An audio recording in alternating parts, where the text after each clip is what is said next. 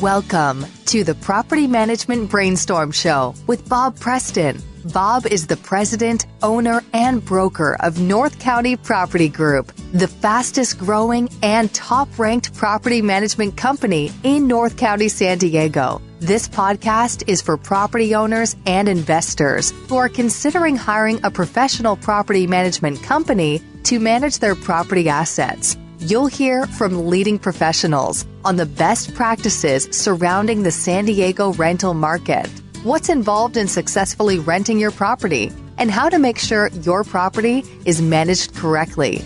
Now, here is your host, Bob Preston.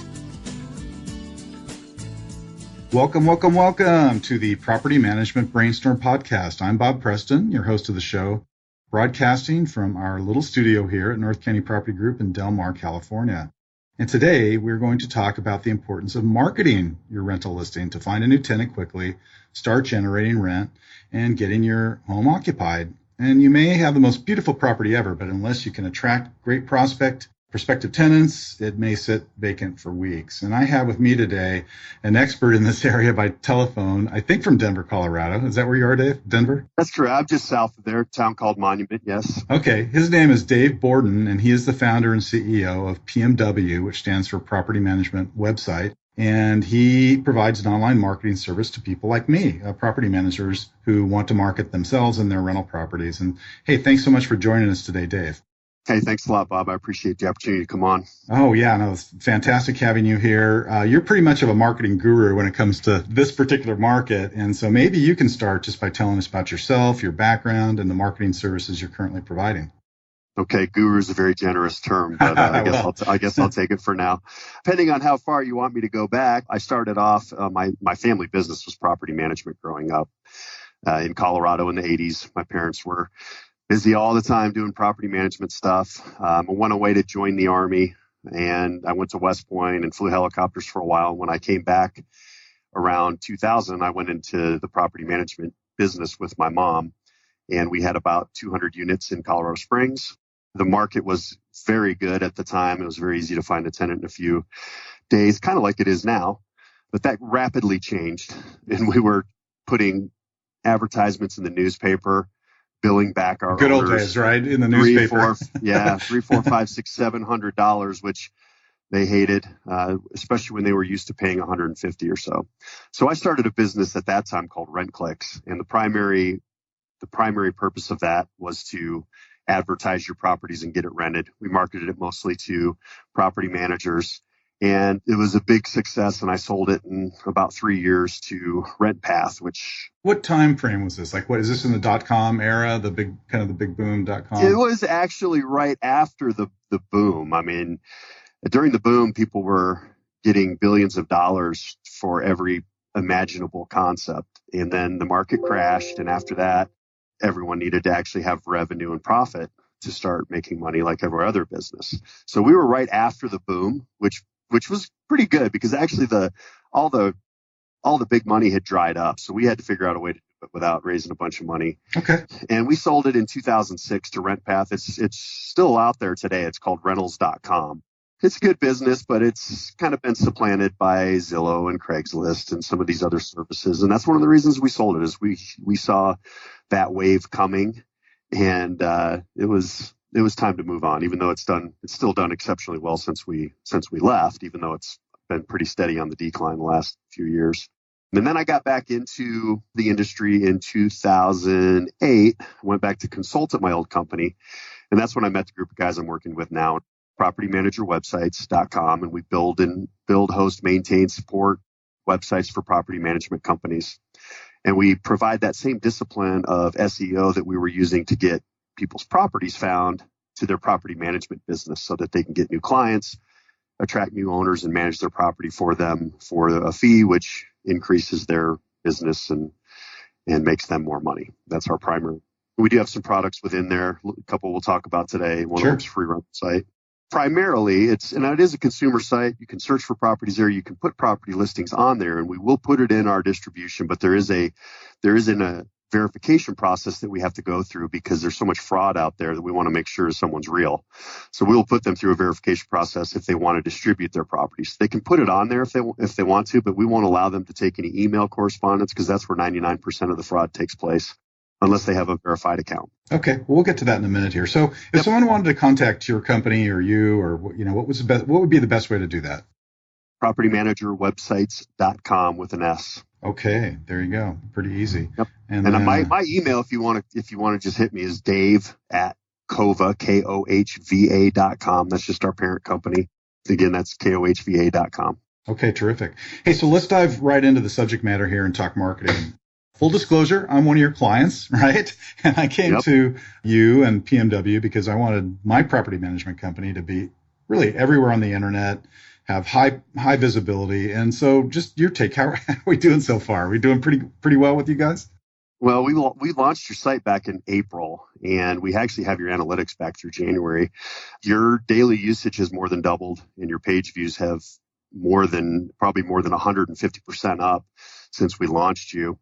And looking at your lead levels, your advanced marketing platform looks like you had 29 leads, 29 started, and 40 form leads. So since we've launched, you've been averaging between 30 and 50 leads per month, which is in the top 1 or 2% of property managers nationwide, and we manage 1,200 sites. Okay, so how does that benefit not only us? I mean, certainly, property management prospects might be some of those leads, but also people looking to rent a property. So that kind of traffic volume, Google search and whatnot, how does that help our clients who are trying to get their properties rented? Well, that was my next point, is you just actually switched to our advanced property widget, which is the only one that writes properties actually to the site. You guys do a fantastic job of advertising those, and that is still the busiest section of any property manager's website. Even though a lot of people are searching on Zillow and Trulia and all those other sources, the good old-fashioned yard sign that you throw in the yard and people are driving around and see it, they pull up to that property, do a search on their phone and find the property, is still a huge piece of traffic for property managers. So it's very important that you do the best job you can when advertising properties. And actually, since we've launched that widget, your properties widget, which again, it writes all the properties directly to your site, your page views on the site have more than doubled. Wow. Fantastic. Which, without getting into too much detail, because I know that's not the topic for today, usage data is 1/3 of an SEO algorithm. And that just lifts all SEO efforts dramatically by having that available. So I speak to a lot of prospective clients, and some people think it's easy to find a renter. Today's market is pretty hot, but it's sort of like, hey, I could just put a Craigslist ad up. People are going to come beating down the door. What are your thoughts on that? I mean, is it really that easy, or how does it work from your perspective? Is there anything, I guess, in today's market or any trends that you're seeing out there that might give a little bit of a different opinion? I used to be a property manager, and I can tell you right now that about 5% of what we did was find a tenant. And some markets are easier than others. This happens to be a super easy market. So I think that a lot of landlords are thinking that it's very easy to do that. You throw an ad on Craigslist and Zillow, and guess what? You will get a ton of contact if you do that. But what do you do then? How do you know who to rent it to? How do you show it? How do you get people there? I mean, in a market like yours in San Diego, you put a nice property on the market, well priced. How many leads do you get every month? 100, 50 to 100 for that one property. So who's going to answer that phone while you're at work? Who's going to show the property?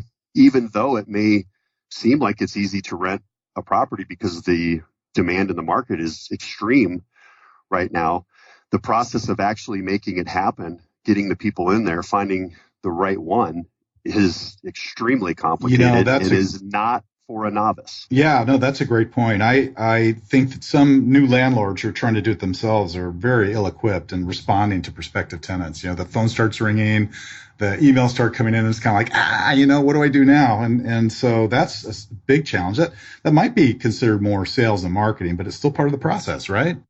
Part of the process. And there's a couple other pitfalls we'll talk about a little bit later, but like I said, 50 to 100 people, if you show it to 10 or 15 of them, how do you know which one to rent to? Exactly. And that's when the hard part of property management begins is, hey, I got someone that wants my property. Now what? Where do you find a lease? Are you going to screen them? My business partner rented a home in Florida. It was an individual owner, and she accepted him because she figured he must be a good guy because he drove a Range Rover. Right. Yeah, that's not a good criteria. Yeah, we always look for red flags right away. You kind of want to look for reasons not to rent to somebody, I think, in most cases until proven otherwise. That's kind of how I view it. And obviously, we're really nice to people, and we want to make sure that we're hospitable when we're showing properties. But I mean, you have to be careful, no question about it. One other thing I wanted to mention is that when you do it yourself, and I'm not saying you shouldn't, there are actually... Nor am I. I'm Switzerland here today, so that's... There are a ton of prospects out there that have had issues in the past that target individual owners because they know they're not professional and they may not put them through the normal process of checking their credit, checking their landlord references that a property manager would. So if they target those individual owners who may not have that professional process in place to weed out the bad renters. So you got to be really careful of that. Absolutely.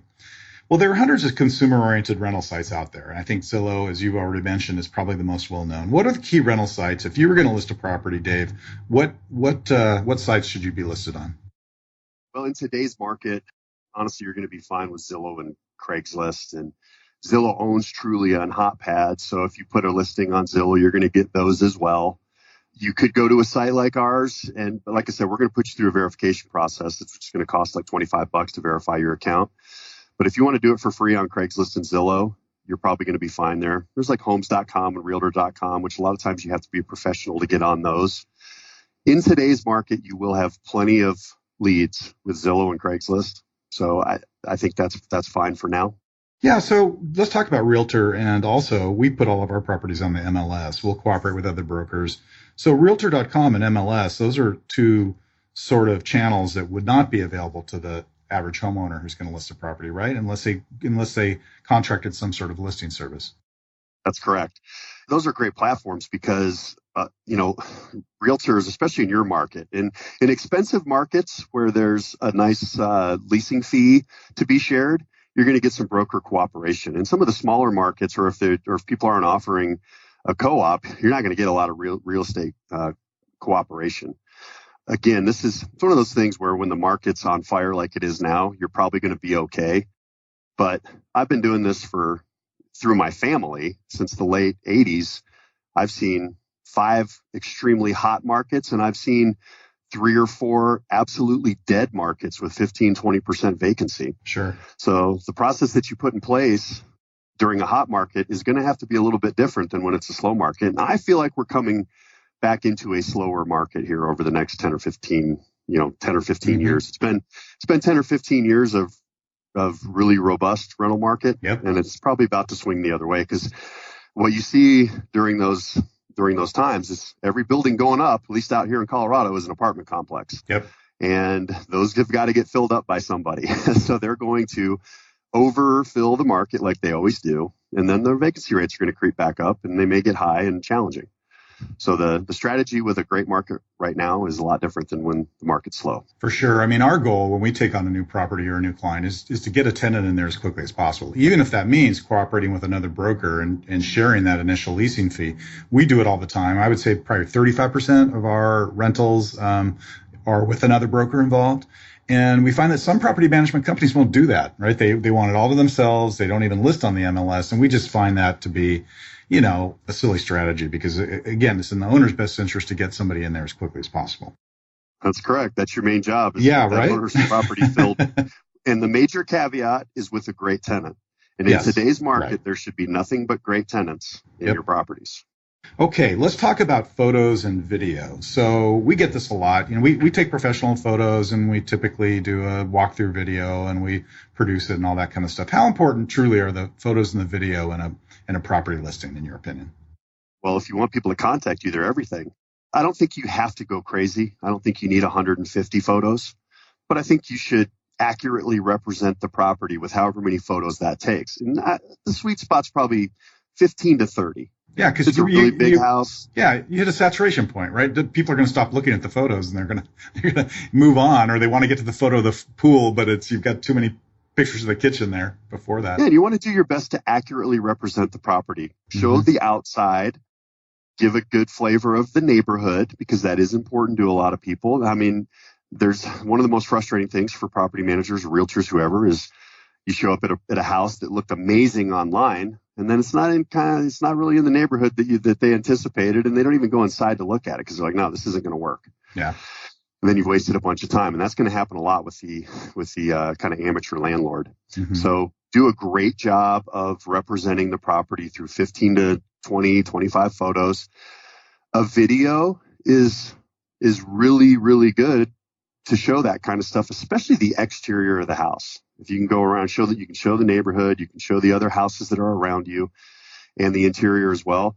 And with today's cell phones, it takes 5 or 6 minutes to walk through the house and explain some of the highlights and put it up. I think it's a great strategy, and it's going to weed out a lot of those. We talk about getting 50 or 100 phone calls or more for a good, well-priced property. You can weed out a lot of those people if you do a really good job of representing the property before they ever contact you.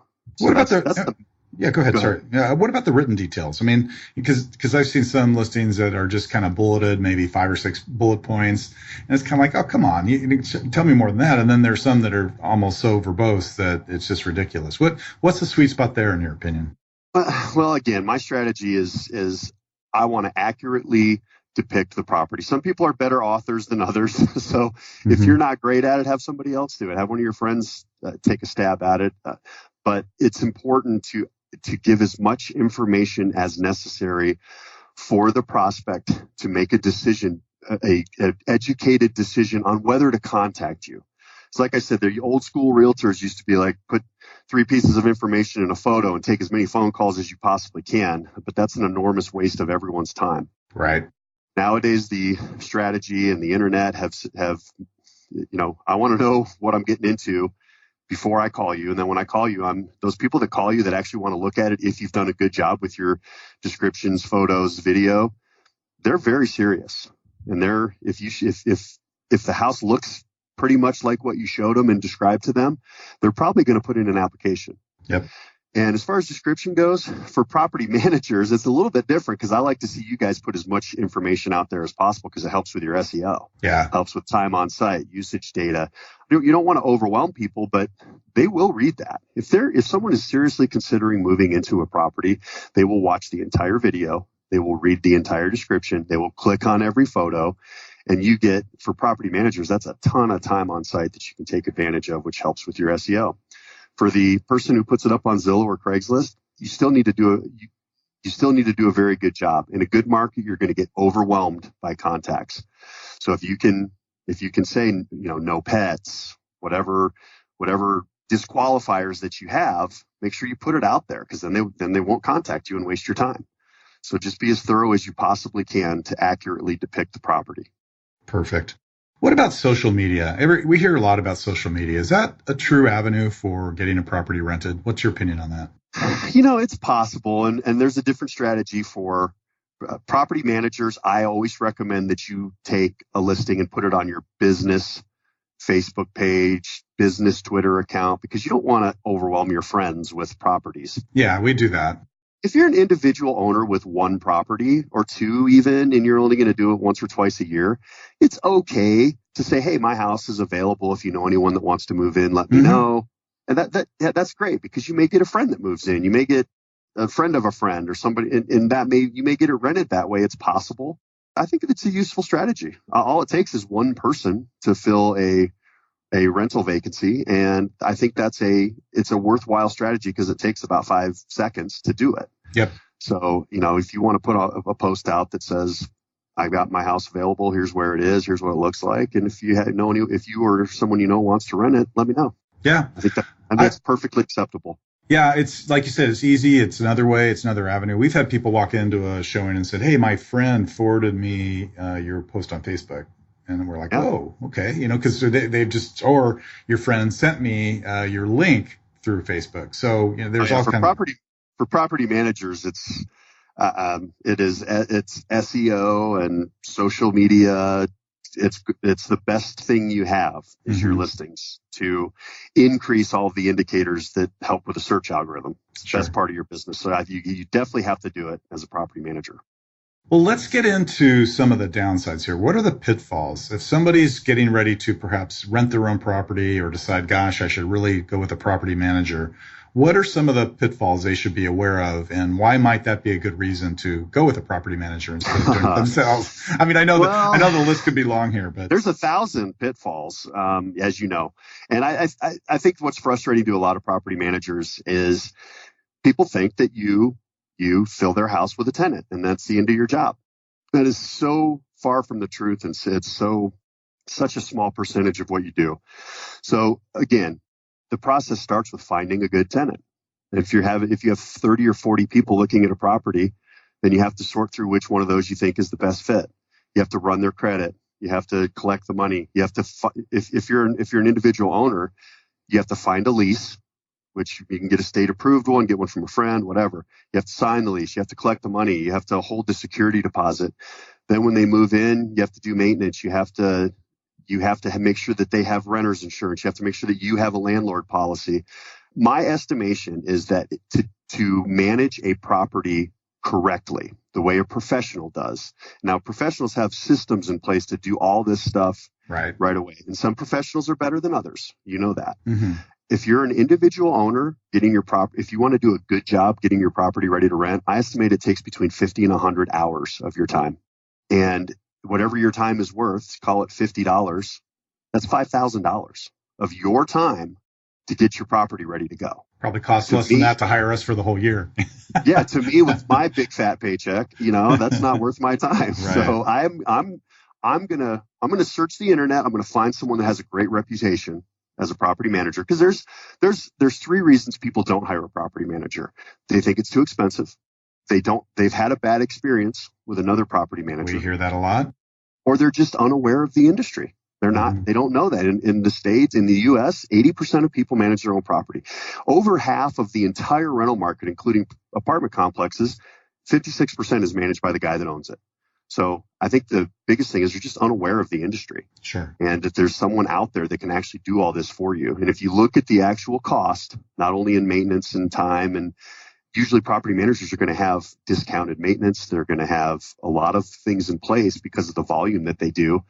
They're going to make them cheaper than doing it yourself. I tell you, I think some of the clients I speak with aren't aware of the tools that are available to property managers today that allow us to make that process super efficient.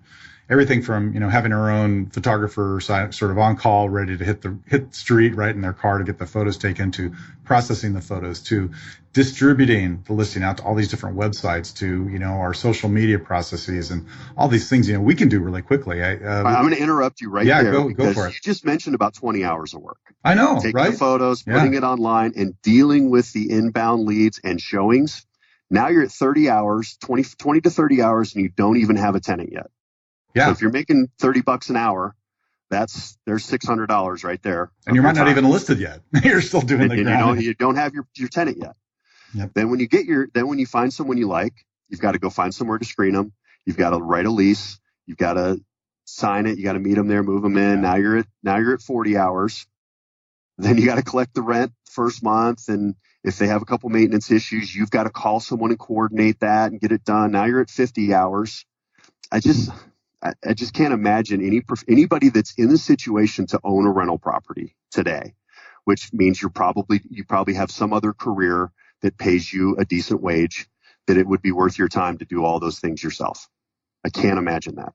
Okay, that's really good input to our listeners. What about fair housing laws? This is something that everybody has to be aware of. My guess is the average homeowner and prospective client of ours is not aware of this. In fact, some of the things we've had some prospective clients say to us is just astonishing, right? That we could never put in an ad. Are there certain things, certain phrases that people should be just aware of, that they're no-nos, and should people really be afraid of this kind of stuff? Absolutely. The fair housing laws are put in place to protect. There's protected classes, minorities, families, disabilities. It's very specific to what's protected. If in your advertising, whether you're a professional or not, you violate any of those laws, you are subject to fair housing fines, which are in the tens of thousands of dollars. There have been companies put out of business because of this. And it seems some of it is very, very minor. Someone might say, hey, this is perfect for a family. or sorry, we don't allow kids. Those seem minor, but those are fair housing violations. And trust me, in today's world, there are people out there hunting for reasons to sue the big bad landlord, whether they're a company or an individual or whatever the case might be. Fair housing laws have to be followed, and it can be very subtle when you violate them, and you don't plan to, you don't mean to, but you do. Mm-hmm. And it doesn't matter it doesn't matter what your intent was. Fact is, you did it. And again, it could be not in the ad or the written word. It could be just something that slips out that you say when you're showing somebody the property as well. Well, and one of the big things so fair housing it's a law. It applies to everybody without any extenuating circumstances. Mm-hmm. So and it is good that that's in place because it does protect minorities and people, ADA and family status, and that's why it's there. However, it eliminates the ability to be empathetic. So if you have a single mother who's got a bad credit score, who's trying to get their life back together, and you decide, okay, I'm going to let her 550 credit score slide, and I'm going to work with her, but you turn down a 550 credit score family or minority, then you've just committed a fair housing violation because you did not apply the same standard to each group. So something subtle like that, where you're trying to be nice, can come back to bite you as well. Absolutely. Okay, well, great. Hey, I told you we'd try to wrap this up in 20 to 30 minutes. I think we're right about there. So what else, Dave? Are there any other aspects specific to marketing properties or that, marketing a home that you think that the audience should be aware of? I would just reiterate that this is a great market. So I'll caveat there, and you're probably going to be able to rent your house by yourself, but that doesn't mean you're going to do it well. So if you're going to do the best job, get the house cleaned up, get the carpets clean, get it painted, make it smell good, get the yard in shape. Because remember, you are competing with other properties. And the better job you do preparing your property to rent it, the faster it will rent at the highest price, which will maximize your investment. Do a good job photographing it, market it wisely, and choose a great tenant. You do not want to go through an eviction. It will, if you get into the eviction process, you will sell that property after you get them out of there. I promise you, you will be done you will be done with landlording. So remember, when you pick a tenant, that's your buddy. That's your best friend, partner in your business for the next 12 to 36 to 48 months. So choose wisely, because they will ruin your life if you do not pick them wisely. Oh, that's right. Hey, great advice. And thank you so much for joining the podcast, Dave.